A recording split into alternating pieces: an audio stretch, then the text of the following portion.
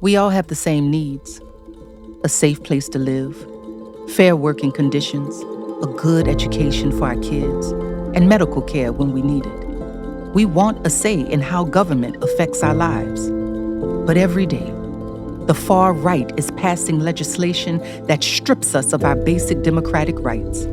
Our right to teach our kids the truth about our history, our right to have an abortion, to vote, to protest, to make a living wage, to be who we are.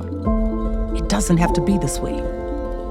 We can build an inclusive, multiracial democracy that gives us a meaningful role in the policy decisions that affect us. Decisions not just about which candidate to vote for, but about how the key institutions in our lives, like housing, employment, wealth, income, schools, and healthcare, should work for all of us. This is called co-governance. Different forms of co-governance have existed for centuries.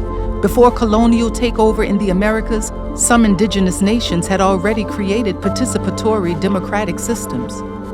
Co-governance breaks down the boundaries between government and the public to bring people who are directly impacted by policy decisions, like workers and parents, students, tenants, and patients, into direct roles in helping make public policy decisions and making sure they're implemented effectively and equitably.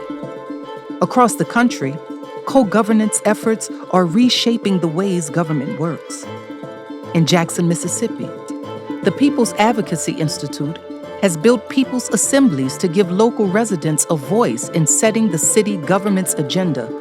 In Paterson, New Jersey, local parents and grandparents in the Patterson Education Fund and the Parent Education Organizing Council have worked closely with the school district to shift school policy from harsh discipline toward restorative justice for kids.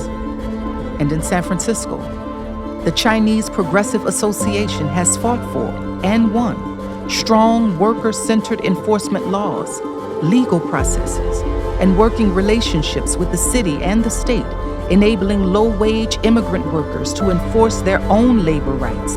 These models are powerful because they draw on the strengths of both community and government. They recognize us as experts on our own workspaces, neighborhoods, schools, hospitals, and other institutions, and respect the deep personal stake we have in making sure these institutions work for people. They also draw on the unique powers of government, the ability to raise taxes, fund public programs, create and enforce laws, regulate private industries, and coordinate collective action.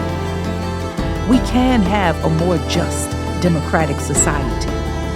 We need one, and we can build it together.